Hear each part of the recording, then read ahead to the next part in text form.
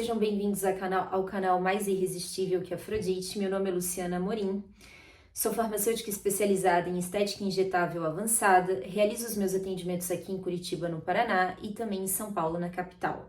No vídeo de hoje, nós vamos dar sequência à nossa playlist A Pele em Perspectiva e vamos falar sobre o fluido tissular, ou seja, quais são os componentes desse fluido tissular, como que são feitas as trocas entre a célula e o meio intersticial, né? O porquê que nós temos inchaço, porquê que nós temos edema. Então, todos esses conteúdos serão devidamente abordados no vídeo de hoje. O fluido tissular, ele é muito semelhante ao plasma sanguíneo em termos de composição. Então, ele também possui íons e também possui substâncias que são difusíveis, que são as substâncias presentes também no plasma sanguíneo. E sempre passa no meio das trocas entre os vasos sanguíneos e o ambiente tecidual, intersticial, uma pequena quantidade desse conteúdo para o tecido conjuntivo.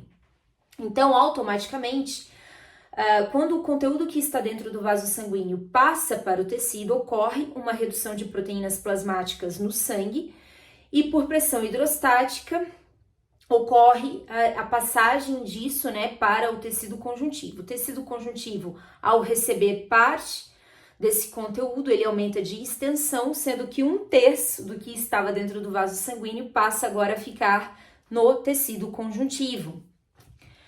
Então, o sangue, ele traz para as células, né, para o ambiente intersticial, para os tecidos que são constituídos por células, os nutrientes necessários para o metabolismo desse ambiente tecidual.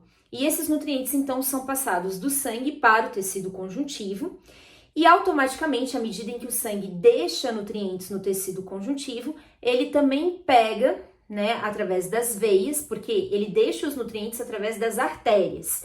E aí, através das veias, ele pega os produtos de refúgio do metabolismo celular, que vão ser conduzidos por esse sangue até o fígado e rins para serem devidamente processados e eliminados. Então, a gente não pode esquecer que o sistema sanguíneo ele é um sistema circulatório fechado. Artérias e veias se encontram, né? As artérias representadas em vermelho e as veias representadas em azul. E isso acontece em nível de tecidos, né? Então, tudo que a artéria vem e traz, ela deixa de nutriente no tecido, e tudo que for produto de refúgio, ela puxa e leva embora. Então, a parte arterial, né, os capilares, porque quando a gente chega em nível aí de tecidos, de órgãos, a gente está lidando com capilares, que são vasos bem fininhos. Então, essa parte arterial, esses capilares arteriolares, vamos colocar dessa forma, ele conduz o sangue contendo metabólitos junto com água para nutrir o tecido conjuntivo. E a parte venosa, esses capilares venosos, conduzem através do sangue o excesso de água e também produtos de refúgio em direção aos rins e ao fígado para serem devidamente processados e eliminados.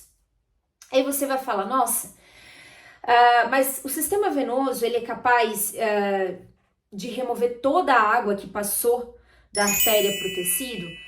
Não, porque ele é muito delicado, né? Então entra mais água no tecido conjuntivo do que é capaz de voltar através dos capilares venosos.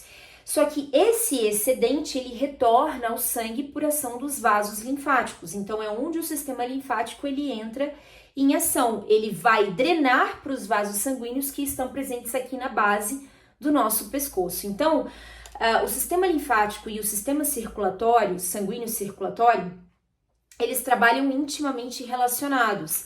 Tudo que for excedente de água e até mesmo algumas partículas de peso molecular maior e de natureza mais gordurosa, o sistema venoso ele não é capaz de recaptar para eliminar. E aí quem vai fazer isso é o sistema linfático. Então, da onde surge o edema? Porque o edema ele é uma característica, edema traduzindo, né, para as pessoas mais leigas, é o inchaço. Da onde vem o inchaço? Quando a gente vê aí nos tratamentos estéticos, toda vez que a gente gera uma inflamação no corpo humano, automaticamente a gente tem um edema, a gente tem um inchaço. Então, o edema ele é caracterizado, obviamente, por um acúmulo de água nas regiões intercelulares, ou seja, entre as células dos tecidos, e essa água que está sendo acumulada ali é proveniente, ou seja, ela vem do nosso sangue.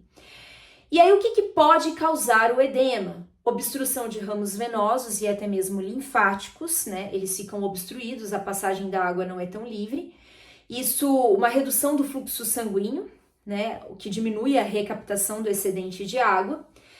A liberação de histamina em reações alérgicas também ajuda a passar muita água de dentro do vaso sanguíneo para o tecido. Algumas condições patológicas, como filarioses e metástases, podem provocar isso. No caso da histamina, dentro das reações alérgicas, o que ela provoca? A histamina aumenta a permeabilidade vascular. E por que ela é liberada? Em que situações a histamina é liberada? Quando existem agressões químicas ou mecânicas, né? E também deficiência proteica, porque isso afeta a pressão coloidosmótica.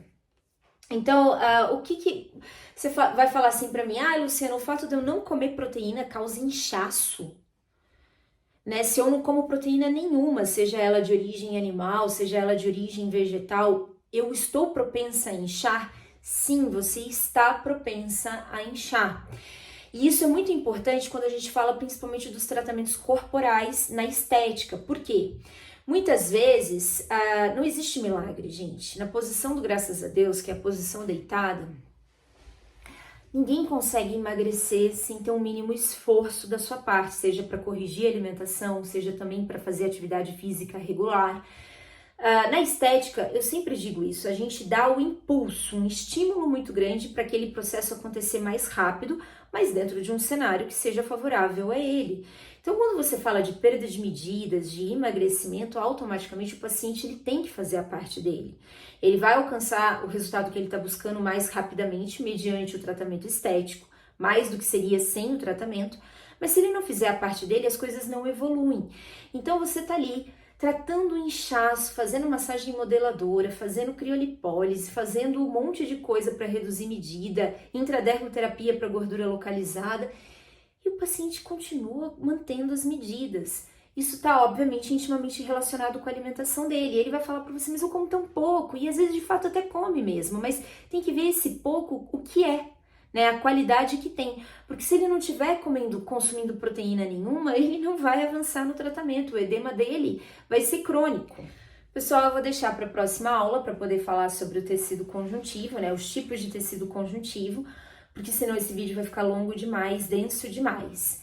Então, se você considerou esse conteúdo relevante, curta, compartilha, comenta, toca o sininho para ser notificado de mais vídeos. Um beijo, tchau, tchau!